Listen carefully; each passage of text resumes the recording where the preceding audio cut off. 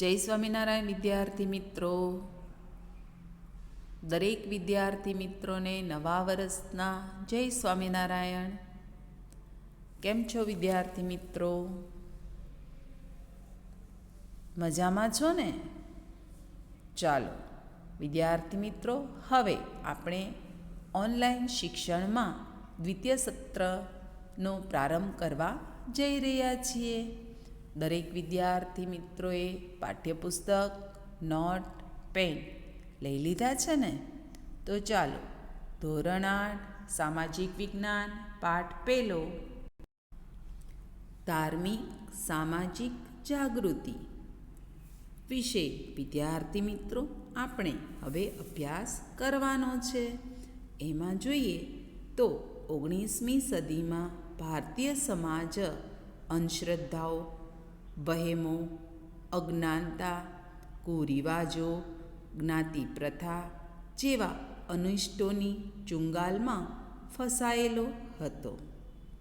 સંકુચિત અને કુપમુંડક સમાજમાં સ્ત્રીઓની સ્થિતિ બદતર હતી. બાળકીને દૂધ પીતી કરવાનો રિવાજ, સતી પ્રથા, વિધવા વિવાહ નિષેધ વગેરે જેવા કુરિવાજો વ્યાપેલા હતા. પાશ્ચાત્ય શિક્ષણને કારણે આવા અનિષ્ટોને દૂર કરવા માટે 19મી સદીમાં નવજાગૃતિ આવી તથા સામાજિક ધાર્મિક સુધારણાના આંદોલનો શરૂ થયા. તો વિદ્યાર્થી મિત્રો, જે સામાજિક ધાર્મિક જાગૃતિ લાવવા માટે આપણા કેટલાક સમાજ સુધારકોએ આવા પ્રયત્ન કર્યા છે. આ પાઠની અંદર આવા સમાજ સુધારકો વિશે આપણે અભ્યાસ કરવાનો છે. એમાં પહેલાં છે એ છે રાજા રામમોહન રાય વિશે અભ્યાસ કરીશું. અને વિદ્યાર્થી મિત્રો, તમને રાજા રામમોહન રાયનું અહીં ચિત્ર પણ આપેલું છે એ તમે જોઈ શકો છો. અને હવે જે અભ્યાસ કરવાનો છે એ આપણે ચિત્ર સાથે ન કરવાનો છે. રાજા રામમોહન રાયનો જન્મ ઈસવીસન 1772માં બંગાળાના હુગલી જિલ્લાના રાધાનગર ગામમાં બ્રાહ્મણ કુટુંબમાં થયો હતો. રાજા રામમોહન રાયના લગ્ન બાળપણમાં થયા હતા. તેમના ભાઈનું અવસાન થતાં તેમના ભાભી સતી થયાની અસર રાજા રામમોહન રાય પર ખૂબ પડી. તેથી તેમણે સતી પ્રથા, બાળ લગ્ન, જ્ઞાતિ પ્રથા, બાળકીને દૂધ પીતી કરવાનો રિવાજ વગેરેનો ઉગ્ર વિરોધ કર્યો અને એ માટે તેમણે આંદોલનો પણ ચલાવ્યા હતા. તેમણે ઈસવીસન 1821માં બંગાળીમાં સંવાદ કૌમુદી અને ઈસવીસન 1822માં ફારસી ભાષામાં મિરાત ઉલ અખબાર નામના સમાચાર પત્રો શરૂ કર્યા. તેમજ ઈસવીસન 1828માં બ્રહ્મ સમાજની પણ સ્થાપના કરી. આમ રાજા રામમોહન રાયે અખબારી સ્વાતંત્ર્ય, વાણી સ્વાતંત્ર્ય, સ્ત્રી અધિકાર, વ્યક્તિ સ્વાતંત્ર્ય અને કારોબારીથી ન્યાયતંત્રને લગતી ભલામણો બ્રિટિશ સરકારને કરી હતી. રાજા રામમોહન રાયે સતી પ્રથાના વિરોધમાં ઝુંબેશ ચલાવી હતી. એને પરિણામે ઈસવીસન 1829માં અંગ્રેજ ગવર્નર વિલિયમ બેન્ટિંગે સતી પ્રથાઓ પર પ્રતિબંધ મૂકતો કાયદો ઘડ્યો. જો વિદ્યાર્થી મિત્રો, અહીં તમને વિલિયમ બેન્ટિંગનું ચિત્ર આપેલું છે જે તમે જોઈ શકો છો. આમ રાજા રામમોહન રાય 19મી સદીમાં ભારતીય નવજાગૃતિ માટેની સામાજિક, ધાર્મિક રાજકીય ચળવળોનો પાયો નાખ્યો હતો. ઈસવીસન 1830માં દિલ્હીના બાદશાહે પોતાના જાગીરી હક અંગેના કેસ બાબતે રાજા રામમોહન રાયને ઇંગ્લેન્ડ મોકલ્યા હતા. ઈસવીસન 1833માં બ્રિસ્ટોલ મુકામે રાજા રામમોહન રાયનું અવસાન થયું હતું. બ્રહ્મ સમાજે હિન્દુ સમાજની દ્રષ્ટિ બદલવામાં અગત્યનો ફાળો આપ્યો હતો. હિન્દુ ધર્મમાં જડ અને અંધશ્રદ્ધાવાળા વિચારોને દૂર કરવા પ્રયત્ન કર્યા હતા. હવે વિદ્યાર્થી મિત્રો, આપણે બીજા એવા સમાજ સુધારક વિષય અભ્યાસ કરવાનો છે અને એ છે દયાનંદ સરસ્વતી. તો ચાલો હવે આપણે દયાનંદ સરસ્વતી વિશે અભ્યાસ કરીશું. દયાનંદ સરસ્વતીનો જન્મ સૌરાષ્ટ્રના મોરબી નજીકના ટંકારા ગામમાં સનાતક બ્રાહ્મણ કુટુંબમાં થયો હતો. દયાનંદ સરસ્વતીએ નાની વયે જ મૂર્તિપૂજા અને કર્મકાંડની બિનઉપયોગિતા સમજાઈ હતી. તેમણે સત્યની શોધમાં ગૃહત્યાગ કર્યો અને મથુરામાં સંન્યાસ લઈ સ્વામી બિરજાનંદને પોતાના ગુરુ બનાવ્યા હતા.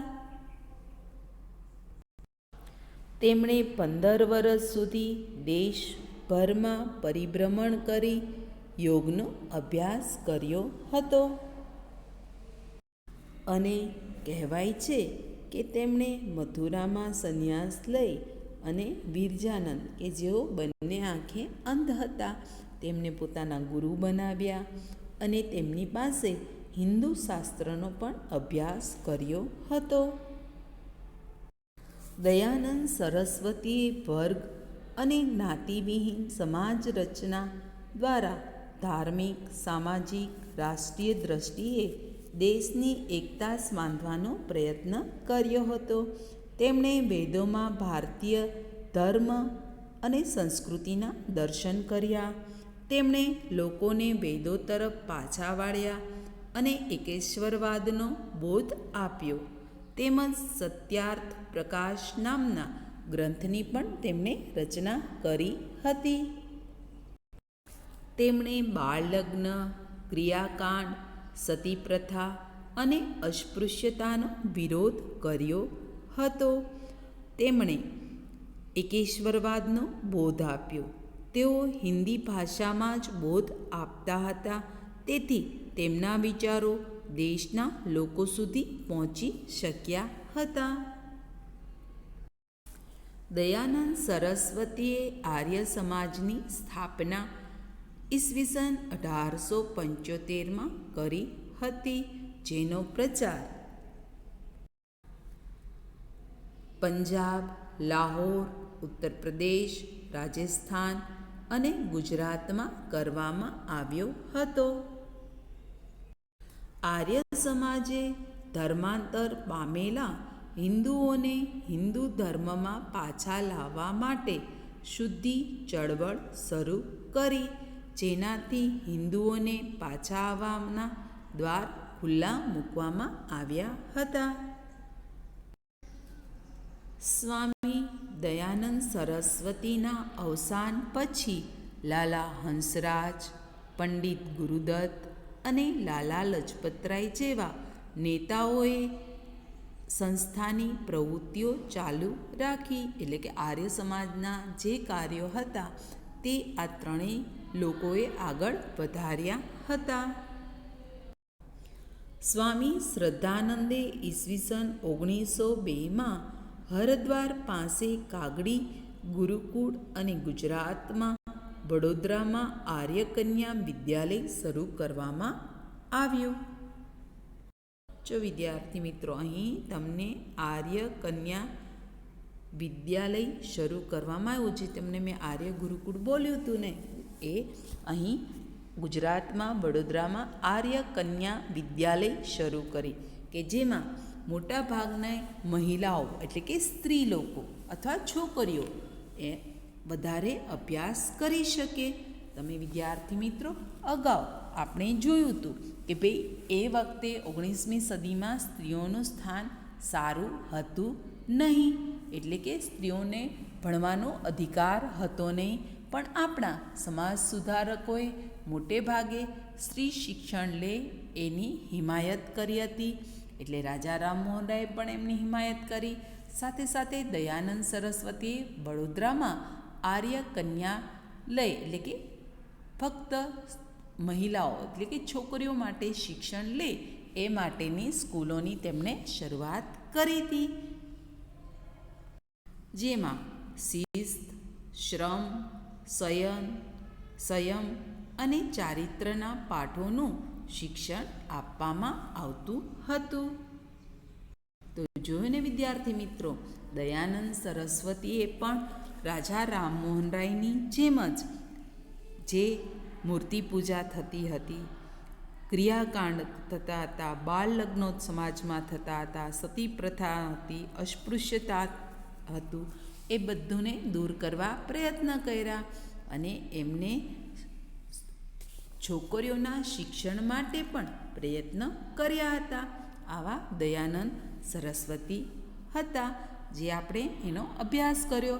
હવે પછીના સમાજ સુધારક છે એ છે રામકૃષ્ણ પરમહંસ. આ વિદ્યાર્થી મિત્રો આપણે એમના વિશે અભ્યાસ કરવાનો છે.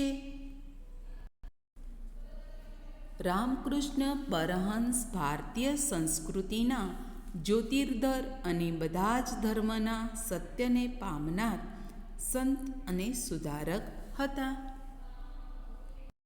તેમનો જન્મ બંગાળાના હુગલી જિલ્લાના કામારપુકુર ગામમાં થયો હતો. તેમજ બાળપણથી ધાર્મિક પ્રવૃત્તિઓમાં તેમનો રસ વધુ હતો. તેથી કલકત્તા પાસે આવેલા દક્ષિણેશ્વરમાં કાલી માતાના મંદિરમાં તેઓ પૂજારી હતા. રામકૃષ્ણ પરમહંસ ઈશ્વરને પામવાના વિવિધ રૂપે પ્રયત્ન કર્યા હતા, તેમજ શુદ્ધ ચારિત્ર અને જ્ઞાન ભક્તિના ઉપદેશથી લોકોને મદદ કરતા હતા. જો વિદ્યાર્થી મિત્રો, અહીં રામકૃષ્ણ પરમહંસ જે લોકોને ઉપદેશ આપતા હતા એનું ચિત્ર પણ તમે જોઈ શકો છો. કેશવચંદ્ર સેન અને દયાનંદ સરસ્વતી સહિત ઘણા ધાર્મિક સુધારકોએ તેમની પાસેથી માર્ગદર્શન પણ મેળવ્યું હતું. તેમજ પાશ્ચાત્ય અસરમાં આવેલા લોકોને રામકૃષ્ણ પરમહંસના બોધથી પોતાના ધર્મ અને સંસ્કૃતિમાં પુનઃ શ્રદ્ધા ઉત્પન્ન થઈ હતી. તો જોયું ને વિદ્યાર્થી મિત્રો, આપણે ત્રીજા સમાજ સુધારક એટલે કે રામકૃષ્ણ પરમહંસ વિશે અભ્યાસ કર્યો. હવે આગળ જોઈએ તો એ છે સ્વામી વિવેકાનંદ. તો વિદ્યાર્થી મિત્રો, હવે આપણે સમાજ સુધારકમાં સ્વામી વિવેકાનંદ વિશે અભ્યાસ કરીએ તો સ્વામી વિવેકાનંદનું મૂળ નામ નરેન્દ્રનાથ દત્ત હતું. ઈસવીસન 1863થી 1902 નામના બંગાળી સ્નાતક રામકૃષ્ણ પરમહંસના સંપર્કમાં આવ્યા અને તેની જ્ઞાન પિપાસાની તૃપ્તિ રામકૃષ્ણ પરમહંસે કર્યું. જ્ઞાન પિપાસાની તૃપ્તિ એટલે શું? નવું નવું જાણવાની જિજ્ઞાસા જે સ્વામી વિવેકાનંદમાં હતી, એ જિજ્ઞાસાનો તેમને રામકૃષ્ણ પરમહંસે પૂરો પાડ્યો હતો કે એ નવું નવું જે જાણવાનું હતું એ વિવેકાનંદ રામકૃષ્ણ પરમહંસ પાસેથી જાણતા હતા. અને એટલા માટે તો સ્વામી વિવેકાનંદે રામકૃષ્ણ પરમહંસને પોતાના ગુરુ બનાવ્યા હતા. આમ નરેન્દ્ર રામકૃષ્ણ પરમહંસના શિષ્ય બન્યા અને સંન્યાસ લઈ નરેન્દ્રમાંથી સ્વામી વિવેકાનંદ નામ ધારણ કરી ભારતીય અને પાશ્ચાત્ય તત્વજ્ઞાનના ઊંડા અભ્યાસી બન્યા. સ્વામી વિવેકાનંદે લોકોને દુઃખી માનવોની સેવા કરવા અને તેમાં જ ઈશ્વરના દર્શન કરવાનો બોધપાઠ આપ્યો. તેમજ તેમણે ભારતના યુવાનોમાં ભૂતકાળ પ્રત્યે ગૌરવ અને ભવિષ્ય માટે શ્રદ્ધા જાગૃત કરી. ઉપરાંત તેમણે ઈસવીસન 1893માં યુનાઇટેડ સ્ટેટ્સના શિકાગોમાં ભરાયેલી અખિલ વિશ્વ ધર્મ પરિષદમાં પણ હાજરી આપી હતી. તેમાં તેમણે છટાદાર ભાષણ દ્વારા ભારતીય સંસ્કૃતિ અને તત્વજ્ઞાનની સમજ પણ આપી હતી. ત્યારબાદ તેઓ યુનાઇટેડ સ્ટેટ, યુરોપ, ઇજિપ્ત, ચીન, જાપાન વગેરે દેશોનો પ્રવાસ કરી ભારતીય સંસ્કૃતિનો ફેલાવો કર્યો હતો. તેઓ ભારતીય સંસ્કૃતિના પ્રશંસક અને પ્રખર રાષ્ટ્રપ્રેમી હોવાથી તેમણે ભારતીયોને ઉઠો, જાગો અને ધ્યેય પ્રાપ્ત સુધી મંડ્યા રહોનું સૂત્ર પણ આપ્યું હતું. સ્વામી વિવેકાનંદે ઈસવીસન 1897માં બેલુરમાં રામકૃષ્ણ મિશન મઠની સ્થાપના કરી, જેમાં વિવિધ કાર્યો દ્વારા માનવ સેવા કરવાનો આદર્શ અપનાવવામાં આવ્યો હતો. આમ રામકૃષ્ણના જીવનમાંથી પ્રેરણા મેળવી જનસેવા એ જ પ્રભુ સેવાનો સૂત્ર અમલ કરવામાં આવ્યો. જો વિદ્યાર્થી મિત્રો, અહીં જનસેવા એ જ પ્રભુ સેવાનો સૂત્ર તેમણે અમલ કર્યો, એટલે કે એક માણસ બીજા માણસની સેવા કરો એ જ સાચા ઈશ્વરની સેવા છે એવું તેઓ માનતા હતા. તેમણે દેશમાં શાળાઓ ખોલી શિક્ષણ આપવાનું અને દવાખાના દ્વારા સેવાનું કાર્ય શરૂ કરવામાં આવ્યું.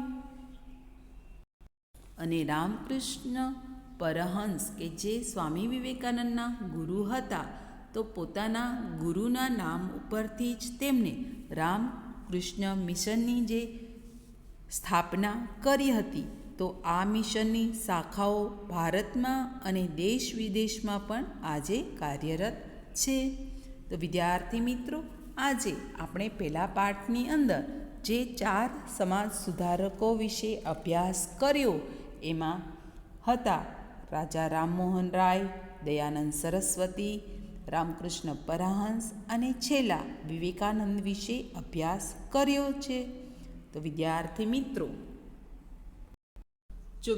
મિત્રો, આ રાજા રામમોહન રાયનું ચિત્ર છે જેના વિશે આપણે અભ્યાસ કર્યો. સાથે સાથે અહીં દયાનંદ સરસ્વતીનું પણ તમને ચિત્ર આપેલું છે, એના વિશે પણ અભ્યાસ કર્યો હતો. અહીં રામકૃષ્ણ પરમહંસ વિશે પણ આપણે અભ્યાસ કર્યો અને છેલ્લા સ્વામી વિવેકાનંદ વિશે પણ અભ્યાસ કર્યો છે. તો વિદ્યાર્થી મિત્રો, હવે તમે પાઠ્યપુસ્તકમાં ફરી એક વખત વાંચી જજો. બરાબર? જય સ્વામિનારાયણ વિદ્યાર્થી મિત્રો.